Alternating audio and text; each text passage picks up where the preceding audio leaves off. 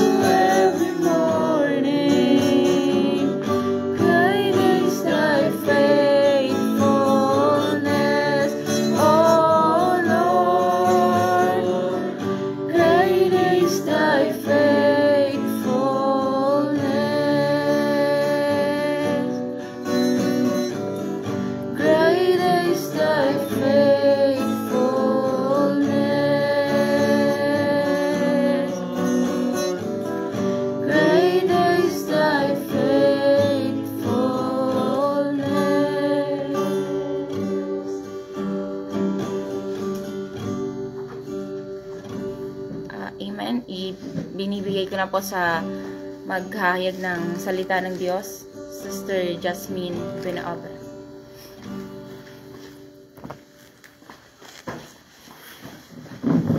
Amen po. Magandang umaga po sa buhay ng bawat isa. Purihin po ang Panginoon ngayong umaga na ito. At isang pribilehiyo po na magamit po ngayong umaga na ito sa ganitong gawain. Bago po tayo magsimula sa pag-aaral ng salita ng Diyos, tayo po muna ay humingi ng gabay. Manalangin po muna tayo sa ating Panginoon. Sige po, hallelujah Lord God. Praise you Jesus, Panginoon. Panginoon, maraming salamat ngayong umaga na ito, Panginoon. At binigyan niyo kami ng kalakasan, Panginoon, upang kumilos, Panginoon, upang magamit sa ganitong gawain. Dumadalangin kami, Panginoon, ang inyong pagsama po, Panginoon, pagsama ng inyong banal na Espiritu. Kung ano man pong nakikita niyong karumihan sa aming puso, Panginoon, na gagamitin ng kaaway upang guluhin kami ngayong umaga na ito sa pangalan ng Panginoong Jesus. Lord, humihingi kami, sinasaway na namin, Panginoon, ang anumang banta po ng kaaway, ng masamang espiritu. Kailangang mataas ngayong umaga, Panginoon, ang mga nais niyo lamang mahayag, ang mahayag ngayong umaga. Sa pangalan po ng Panginoong Jesus. Amen and amen. Amen po. Kung meron po kayong mga banal na kasulatan dyan sa inyo pong mga bahay, makipagbukasan po kayo sa akin sa aklat ng Jeremiah, chapter 17, verse 7. Inuulit ko po sa Jeremias chapter 17 verse 7. At kung nasumpungan na po natin ay ating pong basahin, sabi po dito sa Jeremiah chapter 17 verse 7. Pero mapalad ang taong nagtitiwala at lubos na umaasa lamang sa akin. Lubos na umaasa lamang sa Panginoon. Sabi po sa English, Blessed is the man who trusts in the Lord. So, gaano ba ka-bless ang taong nagtitiwala lamang sa Panginoon? Hindi po ba? Gaano ba ka-bless ang taong sa Panginoon lang lubos na umaasa? So, sabi po, una po, God controls everything. Ang Panginoon, kontrolado niya ang lahat ng bagay. Sabi nga po sa Roma chapter 8, verse 28, ating pong buksan. Sabi po dito sa Roma chapter 8, verse 28.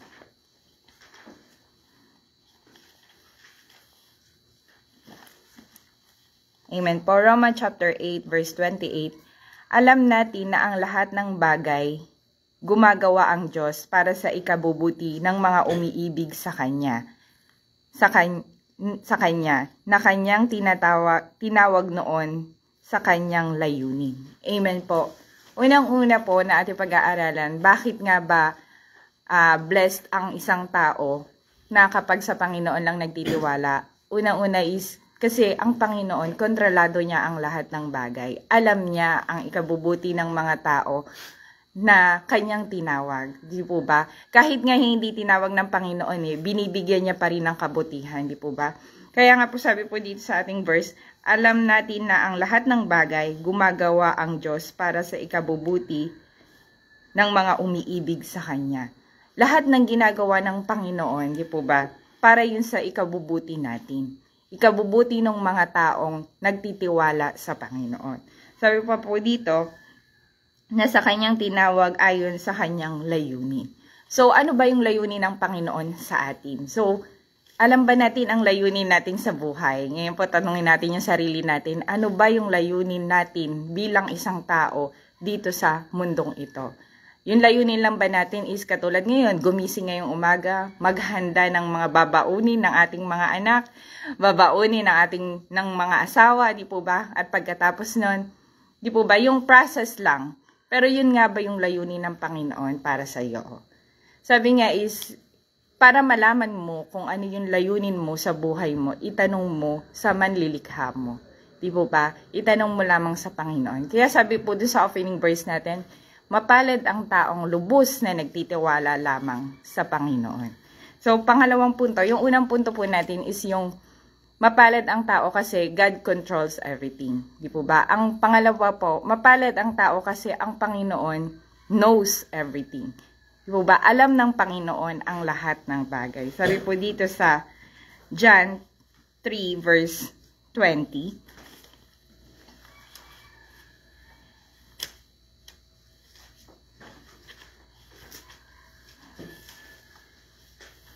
Sabi po dito, alam ng Panginoon ang lahat ng bagay. Kaya nga po sabi po dito sa Juan chapter 3 verse 20. Ang taong gumagawa ng masama ay ayaw sa liwanag at hindi lumalapit sa liwanag dahil ayaw niyang malantad ang kanyang mga gawa.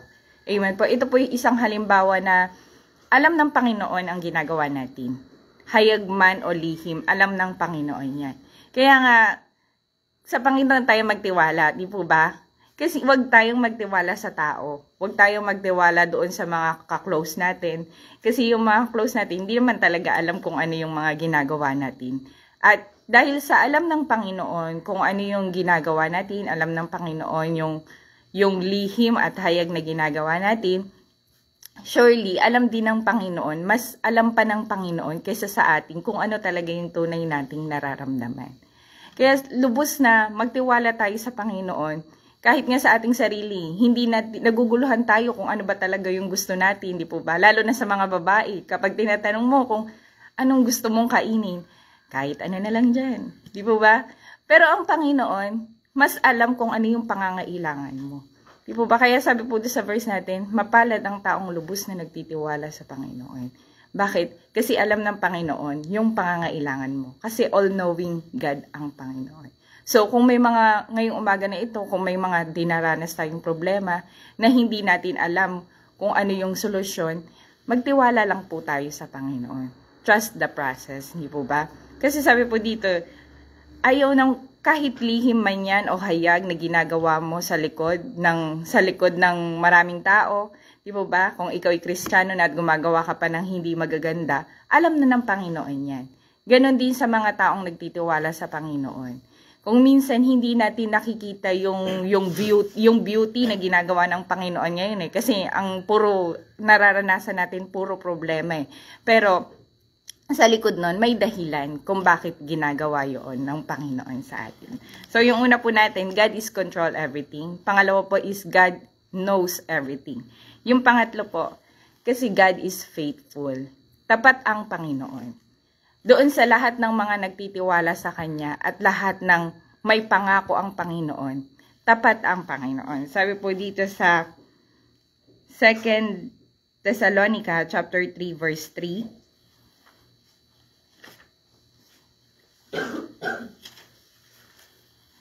nulit ko po sa 2 Thessalonica chapter 3 verse 3. Pero tapat ang Panginoon. Binibigay niya kayo ng lakas at iniingatan laban sa dyablo.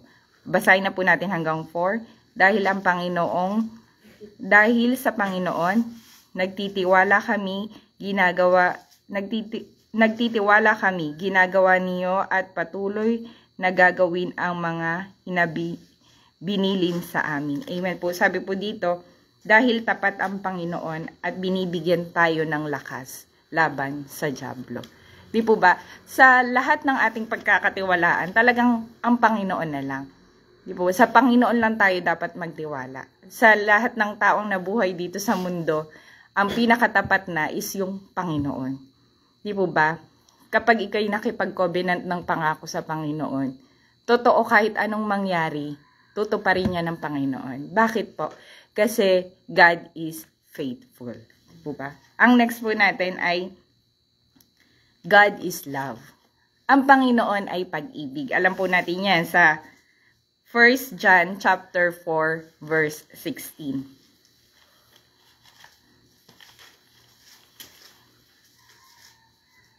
So, isang dahilan din po kung bakit dapat tayong magtiwala sa Panginoon, kung bakit natin dapat ibigay yung buong tiwala natin sa Panginoon, kasi ang Panginoon ay pag-ibig. Sabi po dito sa 1 John chapter 4 verse 16. Ang Diyos ay pag-ibig, at ang nabubuhay ng may pag-ibig ay nananatili sa Diyos at nananatili rin siya sa Kanya. Nananatili rin sa Kanya ang Diyos. Amen po. So, alam nyo po, ang pag-ibig ng Diyos ay walang katulad. Di po ba? Walang katulad ang pag-ibig ng Diyos kung i-compare po natin sa pag-ibig ng tao. Kaya kung lubos kang ibibigay mo yung pagtitiwala mo sa Panginoon, talagang masusumpungan mo yung biyaya ng Panginoon. Kasi sabi doon, mapalad ang taong sa Diyos lamang nagtitiwala. At bakit dapat tayo magtiwala sa Panginoon? Kasi ang Diyos ay pag-ibig. Di po ba? Minsan, di po ba, sa tao na ibibigay natin yung tiwala natin, di po ba? Tapos, katulad na lang sa relasyon, di po ba? Minsan, kapag nililigawan ka pa lang ng lalaki, at pag naibigay yung mga kabutihan at na-appreciate mo, di po ba? Talagang ibibigay mo yung buong tiwala mo. Pero what more pa ang Panginoon, na hindi lang effort. Alam niyo, napaka-effort ng Panginoon, di po ba? Buhay niya kasi yung ibinigay niya sa atin. Di po ba? Kaya, sino pa bang tao ang magbibigay ng buhay sa iyo? Hindi ka naman kilala ng Panginoon Pero yung buhay niya, wala pa nga po tayo doon, di po ba? Wala pa tayo doon sa lugar na 2,000 years ago.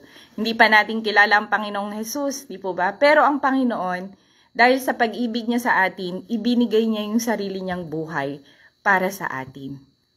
Tapos tatanungin natin ang sarili natin, bakit tayo magtiwala sa Panginoon? Wala namang yung ibang tao nga na hindi ibinigay yung buhay niya para sa iyo, nagtiwala ka.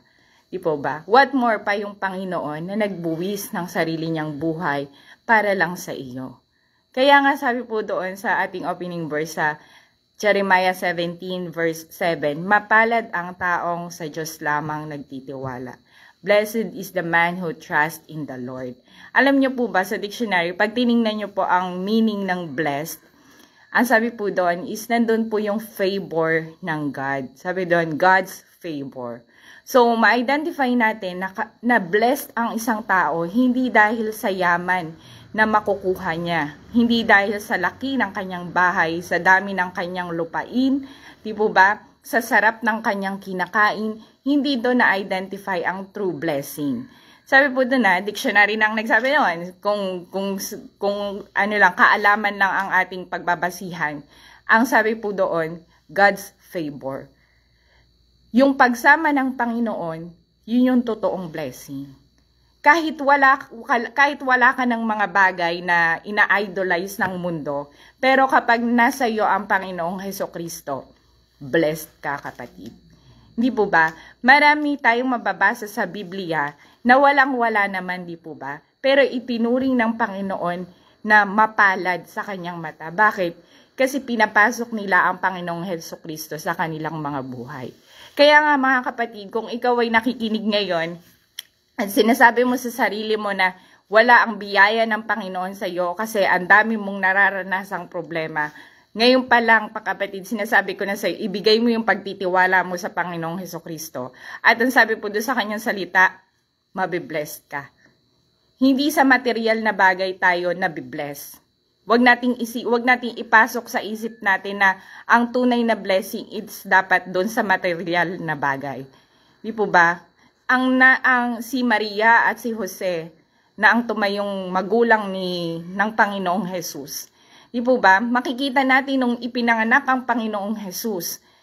Ang dami nilang pinagdaanan. Di po ba? Hindi nanganak si Maria na walang namang kumadronang nagpaanak sa kanila. Si Jose lang ang nandoon sa kanyang harapan. Masasabi ba natin na sa ganong kalagayan, pinagpala sila? Di po ba? Pero sa mata ng Panginoon, pinagpala sila. Bakit? Nasa kanila ang Panginoong Hesukristo. Di po ba?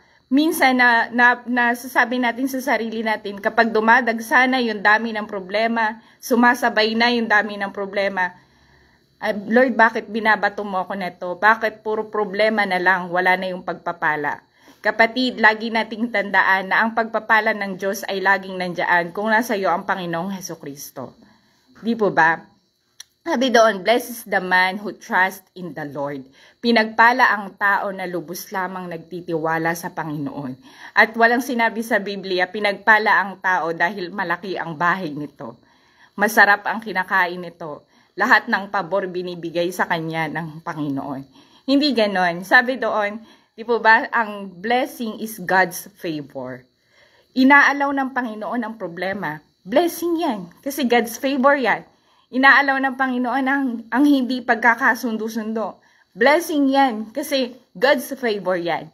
Lagi nating tandaan mga kapatid na ang pabor ng Panginoon ay hindi palaging masaya. Kaya ang blessing ay hindi rin palaging maganda.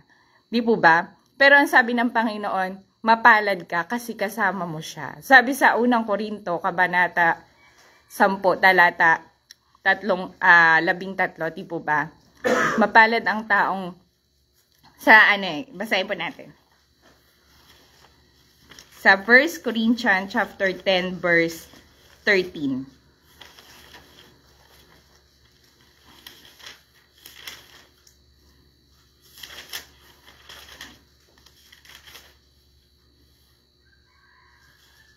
Sabi po doon sa 1 Corinthians chapter 10 verse 13, walang pagsubok na dumating sa iyo na hindi naranasan ng ibang tao. Ngunit maaasahan natin ang pangako ng Diyos na hindi niya tayo pababayaang subukin sa higit pa sa ating makakaya. Kaya kung dumanas man kayo ng pagsubok, gagawa siya ng paraan para mapagtagumpayan nyo ito. Amen po. Nandun yung pagsama ng Panginoon sa lahat ng pagsubok natin sa buhay. Sabi po dito, kaya kung dumaranas kayo ng pagsubok, gagawa siya ng paraan para mapagtagumpayan nyo ito. Ang Panginoon pa ang gagawa ng paraan para mapagtagumpayan natin to. Ngayon, anong gagawin lang natin? Magtiwala lang tayo sa Panginoon. Di po ba? Kasi sabi ng Panginoon, walang pagsubok na dumating sa inyo na hindi naranasan ng ibang tao. Lahat ng pagsubok na darating sa atin, naranasan na yan ng ibang tao. Kung minsan sabi, bakit sabay-sabay? Bakit dun sa kabila installment, hindi sabay-sabay? Bahagya lang. Pero sabi ng Panginoon, walang pagsubok na dumating sa iyo na hindi naranasan ng ibang tao. Lahat tayo dumaranas ng pagsubok. Pero ang sabi ng Panginoon, gagawa siya ng paraan para mapagtagumpayan mo ito. Kaya kung ikaw nagtitiwala tayo sa Panginoon at dumaranas ka ng pagsubok ngayon, ang Panginoon na ang bahala sa pagsubok mo. Di ba? Pero kung ikaw dumaranas ka ng pagsubok ngayon, wala ka naman sa Panginoon, ikaw ang bahala sa pagsubok mo. Di ba? Kasi ikaw, maiisip mo sa sarili mo, paano ko susolusyonan ang pagsubok na to kapag wala ang Panginoon sa iyo. Pero kapag nasa iyo ang Panginoon, ano sabi ng Panginoon? Gagawa siya ng paraan doon sa pagsubok mo. Kaya mga kapatid, lagi natin tandaan na ang biyaya ng Panginoon ay hindi lang doon sa mga magagandang bagay. Ang biyaya ng Panginoon is yun nandun yung pagsama niya sa gitna ng kagipitan mo. Di ba? Yun ang totoong biyaya. Yung kasama mo ang Panginoon. Hindi yung mga material na bagay, hindi yung sa masaganang sitwasyon. Kung minsan tayo, yun yung nasa kaisipan natin Kapag okay ang sitwasyon, blessed na blessed ka ng Panginoon. Pero kapag hindi okay yung sitwasyon, may nagsasabi ba sa atin dito na pag dumaranas tayo ng napakadaming problema, oy, blessed na blessed ako ng Panginoon sa mga pagsubok. Di ba? Wala. Pero ngayong umaga na ito, ibahin na natin yung ating kaisipan at isipin na natin na blessed ako ng Panginoon. Bakit? Ang dami yung problema. Sapagkat kahit marami akong problema, kasama ko ang Panginoon. Kasi yun yung totoong biyaya. Yung makasama mo lang yung Panginoon. Di ba? Kasi sabi doon sa verse na binasa natin, gagawa siya ng paraan, mapagtagumpayan nyo ito. Di ba? Sabi nga, di ba? Ang tunay na nagmamahal sa Kanya ay susundin yung Kanyang mga utos. At kapag sumusunod ka sa utos ng Panginoon, mananahan siya sa iyo. Kaya kung ano man yung mga dinadanas nating problema, hindi na lang ikaw yung susolusyon yan. Kasama mo na yung Panginoon. Bakit? Ganyan yung pag-ibig ng Panginoon sa iyo. In return sa pag-ibig mo sa Kanya. Kaya mga kapatid, lagi nating tandaan bawat umaga. Hindi nagkataon na pag-scroll nyo ngayong umaga at narinig nyo akong nagsasalita at sinasabi sa inyo na magtiwala kayo sa Panginoon. Kasi bibigyan niya kayo ng biyaya. At yung biyaya na yun, hindi material. Yung biyaya na yun is yung pagmamahal ng Panginoon sa atin. Lagi nating tandaan na walang ibang taong kayang mamatay para sa atin, ang Panginoon lang. Di ba? Ang magulang mo, ang asawa mo, di ba? Pagdating sa pag-aasawa, minsan mas hinihiling mo pa nga na mawala na pero ang pag-ibig ng Panginoon, hindi ganon. Ang pag-ibig ng Panginoon is nagsasakripisyo siya para sa iyo. Siya ang pumapalit doon sa sitwasyon mo na nahihirapan ka. Kasi yun yung tunay na biyaya ng Panginoon. Yung makasama mo. Kaya sabi po, ulitin ko po dun sa Jeremiah 17 verse 7, dun po sa verse natin. Mapalad ang taong lubos na nagtitiwala sa Panginoon. Hindi po yun yung nagtitiwala lang Yung sabi po doon, lubos na nagtitiwala sa Panginoon. Yung sobra-sobrang tiwala niya sa Panginoon. Na kahit wala na siyang makain araw-araw, yung tiwala niya sa Panginoon, naroon pa rin.